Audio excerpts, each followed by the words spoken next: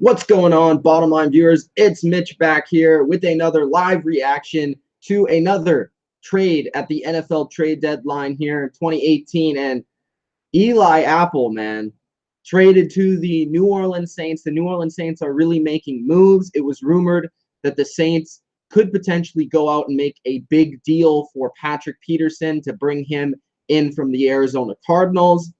Maybe they weren't able to quite reach a deal. Maybe the Cardinals aren't really willing to get rid of a guy like Patrick Peterson. Maybe the Saints didn't have the money or have the means to trade for Patrick Peterson. But instead of getting Patrick Peterson, they do go out. They do get a corner. They do help that secondary. They go out to New York and trade for an Eli. Now, they didn't trade for the Eli that everybody wants to be traded from New York, but they did trade for Eli Apple. Now, there's the story behind Eli Apple. He's a former first-round pick, a very purely talented physical player. From a physicality, athleticism standpoint, has good speed, good length as a corner, good height. He has the prototypical measurables of a number one type of corner in the NFL. He has a lot of raw ability that's yet to be untapped, even from his first couple of seasons in New York. Eli Apple as a corner this season. Last year, he really struggled as a member of the Giants. He was one of the worst starting corners in the NFL last season. This season, he comes over to the Saints as being ranked by Pro Football Focus as the 55th best corner in the NFL so far this year. So if you do the math, that's about a lower end number two starting corner in the NFL. What did the Saints give up? The Saints gave up a 4th-round pick and a 7th-round pick this year and able to get Eli Apple on their team. And really, when you look at it, the Saints did need some secondary help. But besides Marshon Lattimore, they don't have any real studs in the back end. Now, not saying that Eli Apple is a stud by any means, but he should come in there in the first couple of weeks, be able to start for this defense. They've really struggled at the number 2 spot specifically.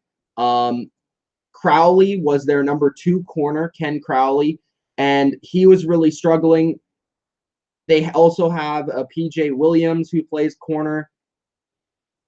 Their safeties are okay right now. Kirk Coleman, Marcus Williams. They lost in really injuries throughout the preseason and early season process. They lost one of their big free agency signings. Everybody thought that Patrick Robinson of the Eagles was going to solve a lot of their issues in the back end as a secondary. And really, they performed better as a secondary last season because of the way Marshon Lattimore was playing. Now, Lattimore isn't as playing as well, but at least they do get an upgrade in a player here with Eli Apple. The story with the Saints has really been that the Saints are going all out to win this Super Bowl for the last time with Drew Brees and Sean Payton. They're trying to win that elusive second Super Bowl that they haven't been able to win.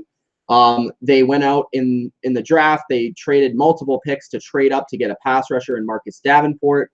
They've made a few trades. They really only have their 2nd-round pick left for the big trades per se, like the big picks per se, in the next year's draft. So the Saints are really going all in. I thought that they would be the team to land Patrick Peterson. It does not seem that's going to be the case because they did go out and they got Eli Apple. Now, I don't know the comparison here, but let's just look at it for a second here. Look at the comparison from Pro Football Focus's point of view for these corners. So when looking at it, yeah, definitely Eli Apple will be a far superior option to either P.J. Williams or Ken Crowley. And maybe they could use Ken Crowley in the slot now, or they could just stick P.J. Williams there, whatever they want to do. But Marshon Lattimore is currently ranked 58th, not having a great year. And the other two are ranked 105th and 106th.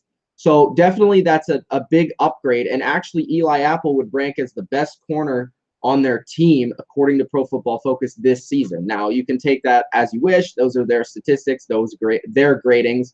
From my point of view, he would be their number 2 corner, and he would probably see a lot of the number 2 receivers in matchups. Plus, the Saints, they really liked to play a lot of man coverage early in this season. Maybe that allows them to have a little bit more flexibility in terms of their zone man schemes.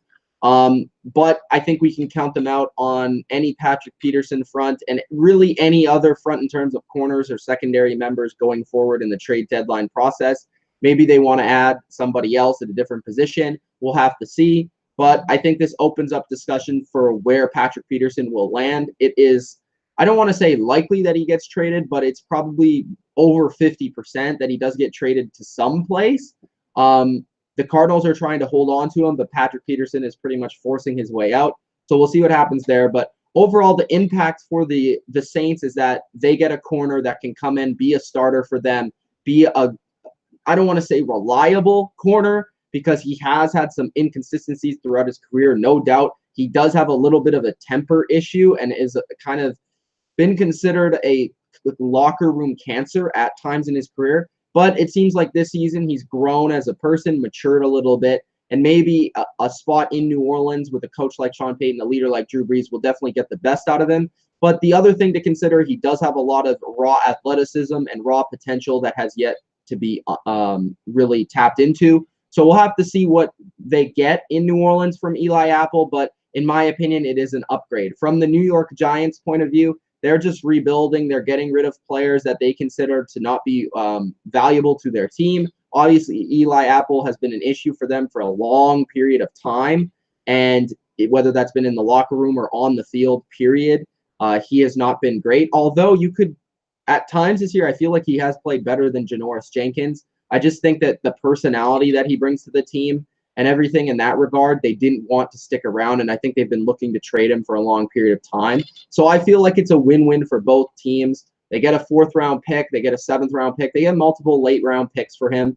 It's not a terrible trade overall. I don't think you could have gotten much more. I think a 3rd-round pick would have been generous, in my opinion. So I feel like it was an even trade on both sides, and both teams got what they wanted. I don't think this was a ripoff in any case, so that's pretty much my opinion on it. I'm going to take a couple of questions, and then I got to get out of here. So, yeah, I hope you guys enjoyed that breakdown of Eli Apple. If you did, hit the like button. Subscribe to the channel if you haven't already. Raisin says, we got worse in the secondary. I don't know if you're a Giants fan or a Saints fan. Oh, Saints fan, by the way. I don't think you got worse. I think that Eli Apple will actually bring something different to the team. I think he is a pretty good man cover corner.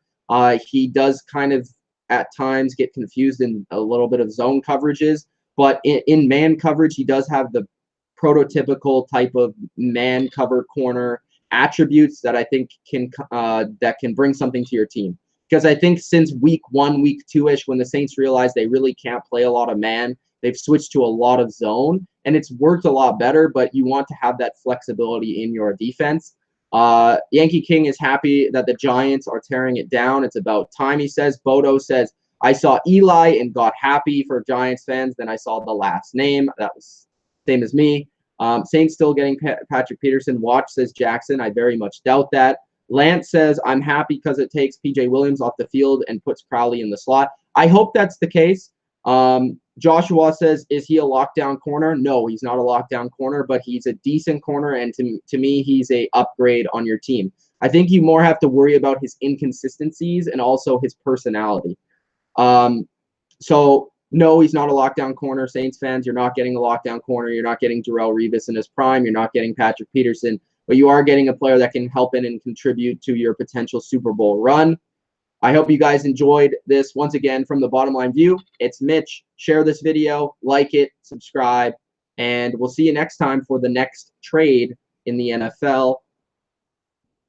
Trying to get to this screen. My mouse is screwing up. All right, guys. Peace out.